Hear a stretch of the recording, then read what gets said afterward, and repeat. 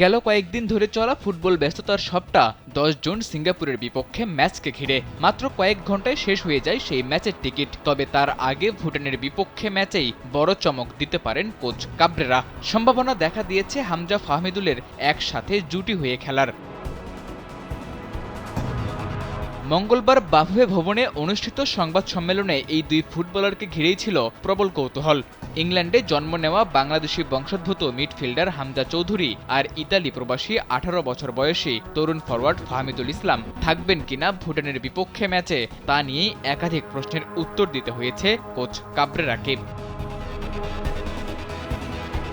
হামজার খেলা নিয়ে সরাসরি কিছু না বললেও কোচ কাবরেরা জানান সে অ্যাভেলেবল আছে। ফিটনেস ও প্রস্তুতির দিক থেকে দলে রাখার মতো অবস্থায় আছেন এই মিডফিল্ডার। তবে মূল একাদশে থাকবেন কিনা তা এখনও নিশ্চিত নয়, কারণ কাবরেরার গেম প্ল্যান আগে থেকে প্রেডিক্ট করা বেশ কঠিন। তবে ফাহমিদুল ইস্যুতে বেশ খানিকটা খোলামেলাভাবেই কথা বলেছেন স্প্যানিশ এই কোচ। তিনি জানিয়েছেন ফাহমিদুলকে কিছুটা ম্যাচ টাইম দিতে চান তিনি, তবে শুরুর একাদশে তাকে পাওয়া যাবে কিনা তা নিয়ে একটা যদি কিন্তু রেখেই দিয়েছেন। যদিও ফাহমিদুলের জাতীয় দলের অভিষেকটা যে ভুটানের বিপক্ষেই তা অনেকটা নিশ্চিত করেই বলা যায়।